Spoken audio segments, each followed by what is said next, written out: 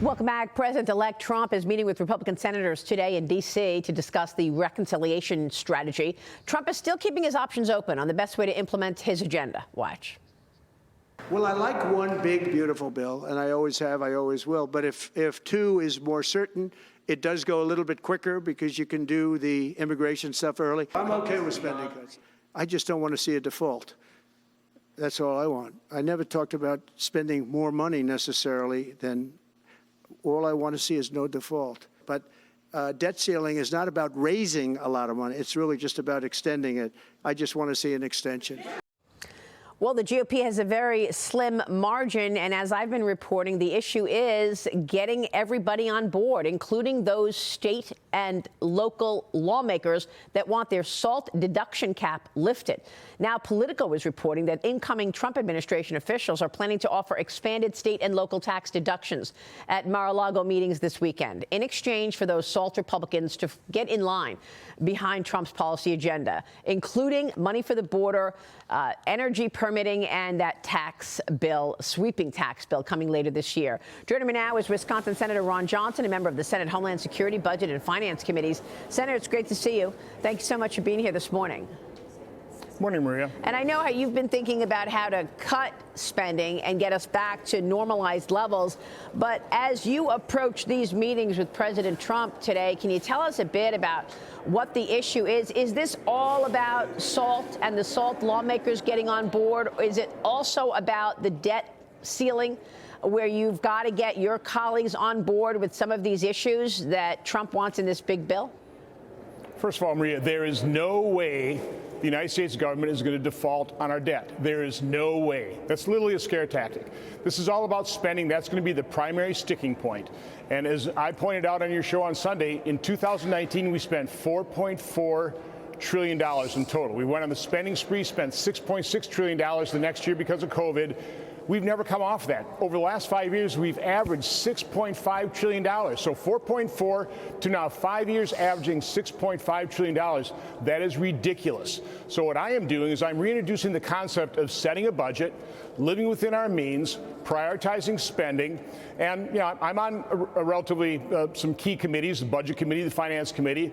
And I will say, as I've started socializing that this week, people are pretty receptive to it because I've laid out such a reasonable plan. Yeah. You go back to Bill Clinton's spending from 1998 and you just leave Social Security and Medicare as they are and interest, inflate everything else for population and inflation, we'd be spending $5.5 trillion versus Biden wants to spend $7.3. If you just go back to Obama's 2014, do the same thing, it's $6.2 trillion. By the way, use Trump's own budget, his last budget for 2025 spending, it would be $6 trillion inflated the same way. So again, these are reasonable spending numbers, way less than what Biden's proposing. Why would we want to embrace President Biden's spending levels?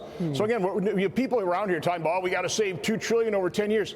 That's peanuts. We should be saving 10 to 15 trillion over 10 years. That's going to be the battle. That's the sticking point right there. How much are we going to spend? And I'm glad President Trump's saying this isn't about spending more money. It's not. We need to spend a whole lot less, start living within our means. There is no way we're going to default on our debt. No way. I understand that, and that's an important comment from you, an elected official who markets are watching to ensure that you've got that kind of confidence. And you write all about this in this recent op-ed that you published in the Wall Street Journal.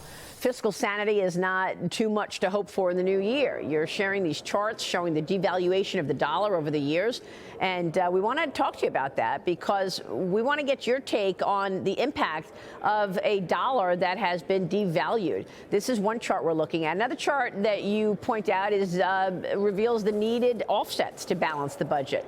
Those offsets, I mean, people have a hard time coming up with offsets. So tell us about where you see offsets in terms of how you could fill the holes when you do have to spend. Like, for example, how do you justify lifting the state and local tax deduction for those New Yorkers and Californians who want that SALT cap lifted? How do you justify that in an era of massive spending?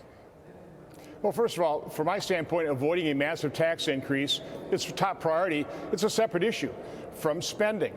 Now, we're going to put them all together in a reconciliation package. That's why we need to do this in a two-step process, because it is going to be more complex. But again, in the business world, what we do, and this is what millions of businesses and families do every year, they set a budget. You know, if you've got for example, a family making $100,000, okay, how much can we spend up to that $100,000? We're not going to go over. Now, if you have an illness, let's say next year you spend $150,000 because you have an illness. When you get well, you don't keep spending $150 and borrowing $50,000. You go back down to $100. That's not what the federal government does. So what I want to do is I want to make committees actually do work. The authorized committees figure out, okay, here's all you can spend. Figure out how you stay under that number. Same thing with appropriation committees. Again, it's a completely paradigm shift here, but this election was a paradigm shift. President Trump wasn't elected to grow government. He wasn't elected to spend it at President Biden's numbers. He was elected to end the deep state. Yeah. You know, really fulfill, President Bill Clinton said, the era of big government is over.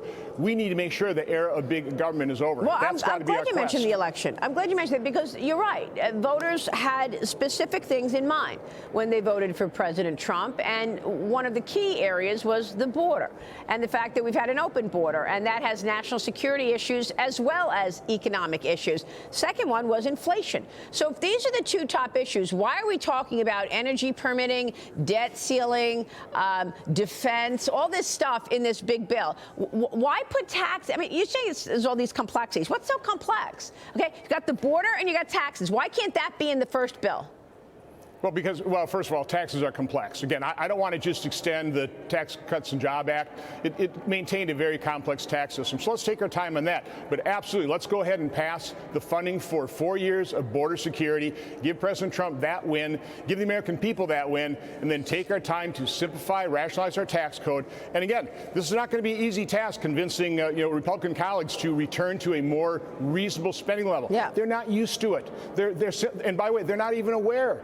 They are shocked when I tell them that we spent 4.4 and now we're up to 6. We increased spending 50%, and we've never gone back down because we never talk about total government spending. Yeah, no, so I'm informing people. Well, they used COVID as an excuse to spend more. They turned, discretionary money, as you write in the op-ed, into what they're calling mandatory spending, and it absolutely wasn't. Senator, before you go, real quick, because we've got breaking news here on jobs, but real quick, if you have a bill that includes lifting the cap on state and local deductions, will you vote yes?